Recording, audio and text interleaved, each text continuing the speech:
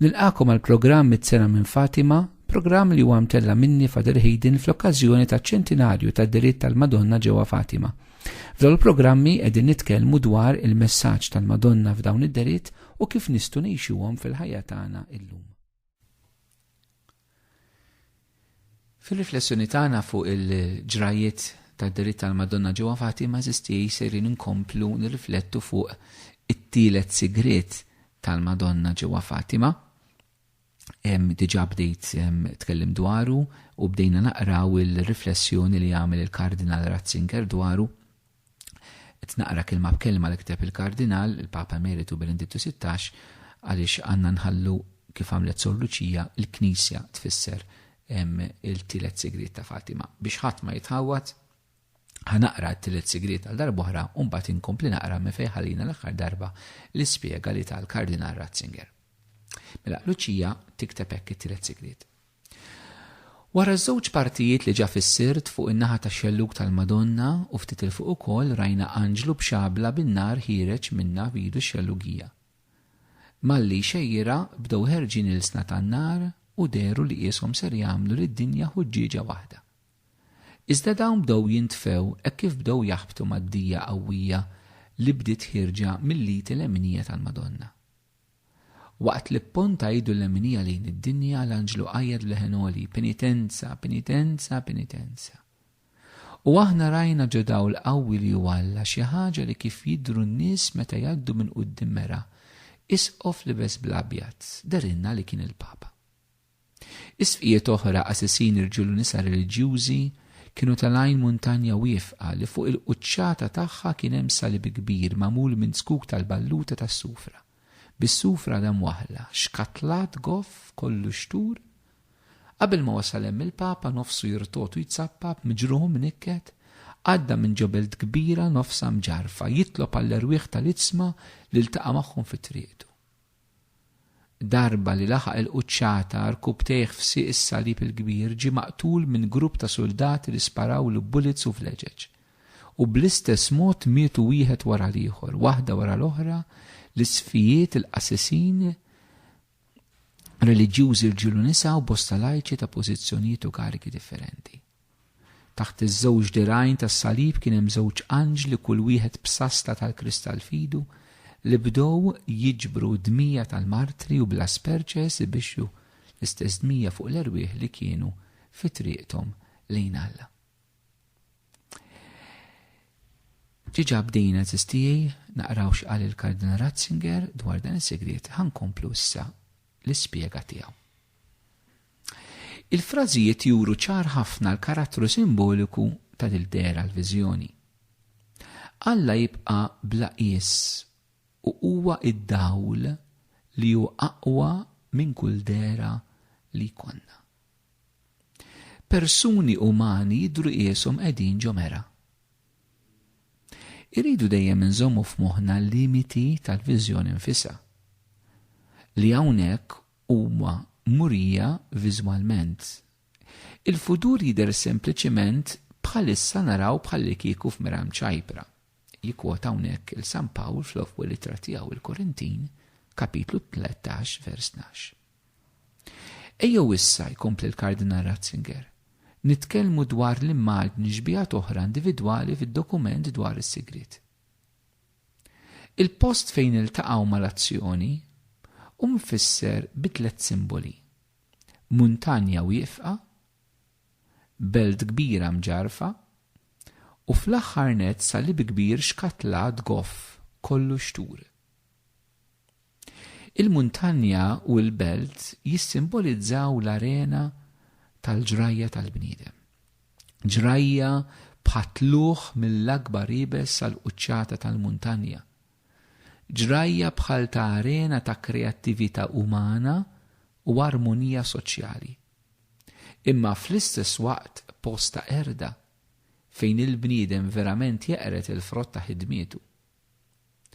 Il-belt tista' tkun il-post ta' komunjoni u progress, imma wkoll ta' periklu u tal-akbar teddid.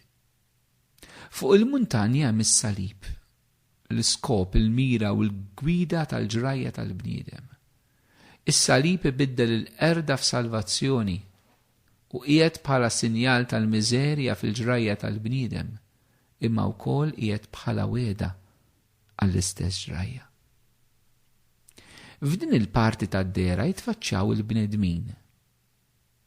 L-isqof libes l-abjad kellna l-impressjoni li kien il-Papa. Is-sfijiet oħra, assisin, reliġjużi rġilu nisa u rġilu nisa ta' kull kariga u ta' kull livell soċjali. Il-Papa jidher li qiegħed jimxi qabel kulħadd jirtot u batut minħabba l-waħx li hemm madwaru. Mhux biss id-djar huma nofshom imġarfa, imma hu qed iterraq qalb litzma mejta. Hekk infissra l-mogħdija tal-Knisja bħala via sagra, vjaġġ matul żmien ta' vjolenza, erda u persekuzzjoni. Il-ġrajja ta' seklu sħiħ hija ppreżentata f'din l-immaġni. Hekk kif il-postijiet tad-dinja huma nfissra b'mod sintetiku fiż-żewġ immaġni tal-muntanja u tal-belt. U qed jaqtu lejn is-salib hekk ukoll iż-żmien hu ppreżentat b'mod ippressat. Fil-viżjoni nistgħu narfu l-aħħar seklu bħala seklu tal-martri, seklu ta' tbatija u tal-persekuzzjoni għall-Knisja, seklu ta' gwerer dinija u ta' bosta gwerer tal-post. Bħalma ngħidu aħna ċivili, etniċi, li ġew missilta bil-kbir fl-aħħar 50 sena u li ħolqu ħruxijiet u moħqrija kbira. Fil-mera ta' din il-viżjoni naraw għaddejjin qudiemna x-xhieda tal-fidi 10 snin f'10 snin. Hawnhekk tajjeb li nsemmu l-frażi mill-ittra li Sor Luċija kitbet lill-Papa fit-12 ta' Mejju tal-1982. It-tielet parti tas-sigriet tirreferi għal kliem tal-Madonna. Jekk le hi Russja xerret l-iżbalji tagħha madwar id-dinja kollha u dawn qajmu gwerer u persekuzzjonijiet kontra l-Knisja.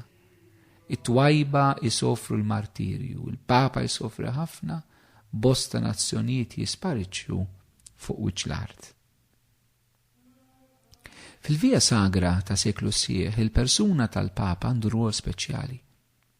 Fit-tluħi bestijaw tal-muntanja bla dubju ta' xejn naraw xi ħaġa li tot tal-bosta papiet. Ibda minn Piju 10 sal-Papa preżenti fi żmien il-Kardinal Ratzinger kiteb dan kien il-Papa Giovanni Paolo II. Il-koll qasmu bejniethom id-dbatijiet tas-seklu u għamlu minn kollox biex jibqgħu mexxin il-qudiem minkejja kull dieqa ta' qalb matul il-mogħdija li twassal sas-salib. Fil-viżjoni il-Papa jisfa maqtul flimkien mal-martri. Jista' jkun li meta wara l-attentat ta' qtil ta' 13 ta' Mejju 1981 li l-Papa Giovanni Paolo II ġabulu il-kitba tat-tielet parti tas-segriet. Jista' jkun li ma jarax li dak li kien hemm miktub kien id-destin tiegħu. Kien ferm qrib il-mewt.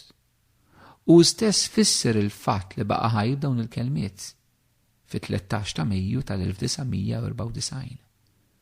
Kienet id ta' li mexxiet il-bullet biex għenet il-Papa waqt dak l-ġieħ kollu jieqaf u ma jirfess fuq l-għadba tal-mewt.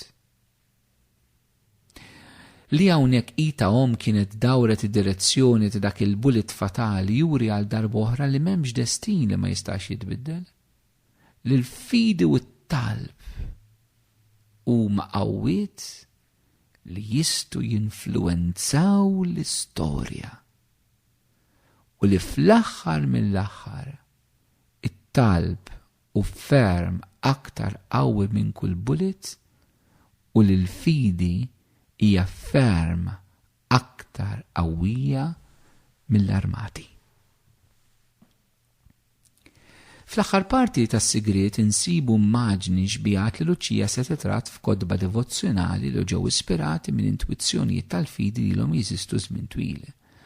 Hija viżjoni ta' faraġġ li tipprova twassal minn ġrajja ta' dmija u dmuħ għal qawwa ta' fejqan ta' Alla. Taħt id-dirajn tas-salib l-anġli jiġbru d-dem tal-martri. u bih jagħtu l-ħajja lill-arwieħ li qed iterqu lejn Alla. Hawnhekk id-dem ta' Kristu u d-dem tal-martru ma meqjusa bħala dem wieħed. Id-dem tal-martri jinżer mid-dirgħajn tas-salib. Il-martri jmutu f'komunjoni mal-passjoni ta' Kristu u l-mewt tagħhom titwaħħad mal-mewt tiegħu. San Pawl fl-ittra tiegħu il-Kolossin kapitlu 1 vers 24 jikteb hekk: Jien issa nifraħ bid-dbatijiet tiegħi minħabba fikom għaliex bihom jiena ntem f'ġismi dak li jonqos mid-dbatijiet ta' Kristu għal ġisem tiegħu li hu l-Knisja. Il-ħajja tagħhom stess saret Ewkaristija, parti minn misteru taż-żerrija tal-qamħ u li bil-mewt tagħha tagħti frott bil-bosta. Id-dem tal-martri u ż-żerrija tal-Knisja għal Tertuljanu. Hekk kif mill-mewt ta' Kristu, mill-ferita ta' ġenbu twildet il-Knisja, hekk ukoll il-mewt tax-xhieda tagħti l-frott tal-ħajja futura tal-Knisja. Għalhekk il-viżjoni ta' tielet parti tas-segret tant ta' diqa fil-bidu tagħha tintemm b'immaġni ta' tama, l-ebda tbatija ma jgħal xejn. U hija l-Knisja li tbati, il-Knisja tal-martri li ssir il-pliera l-bniedem fit-tfittxija tiegħu għal Alla. Id-dirgħajn mimlija mħabba ta' Alla jilqgħu mhux biss il dawk li jbatu bħal Lażru li sab faraġ kbir hemmhekk u misterjużament jirrappreżenta lil Kristu li xtaq isir għalina l-imsejkel Lażru.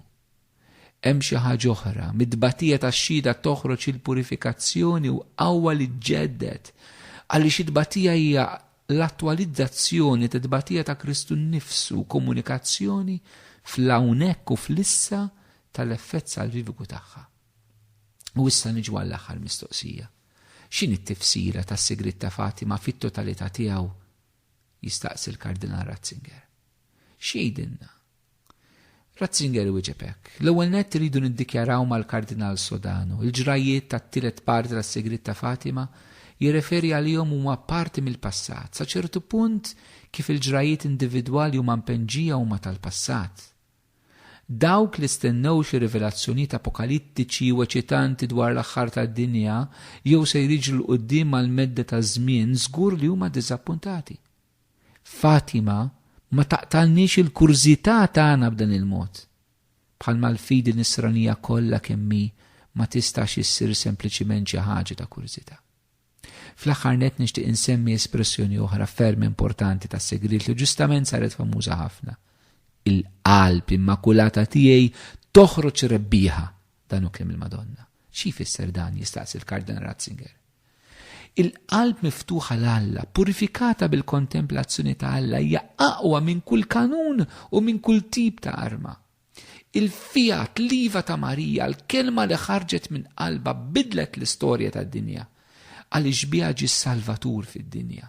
Għaliex grazzi għall-liva tagħha Alla seta' jsir bniedem fid-dinja tagħna u jibqa' hekk għaż-żminijiet kollha. Ix-xitan għandu seta' f'din id-dinja bħalma naraw nesperjenzaw il-ħin kollu, imma għandu seta' xil-ħelsin tagħna ġelna nimirħu l-bot minn Alla. Imma la darba Alla nnifsu ħa qalb bħal tagħna u bekk mexxa l-ħelsin tagħna lejn dak li hu tajjeb. Il-ħelsin biex nażlu l-ħażin ma ġbaqalu l-aħħar kelma. Minn dak il-ħin l-hawn il-kelma li tiżba fuq kollox hija din. Dawn il-ħwejjeġ ċettomkom ħalli bija jkollkom islim. Fid-dinja dbatu jkollkom għalinna Ġesu. Iżdamlu l-qalb. Jien irbaħt id-dinja. Il-Kardinal Ratzinger jikkonkludi u miegħu nikkonkludina wkoll il-programm il-messaġġ ta' Fatima jistedinna biex nafdaw f'din il-weda. Waqt li nirringrazzjakom tal-li segwejtu dan il-programm mit-sena minn Fatima, ejjew nagħlqu flimkien dan il-mument li kellna b'talba li hija marbuta mad-deritt ta' Fatima, talba li tpoġġi lil Ġesu fiċ-ċentru ta' kollox. Nitolbu flimkien. Trinità qaddisa nadurawk.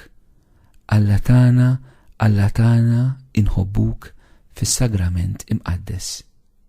Il-Mulej jagħtikom islim.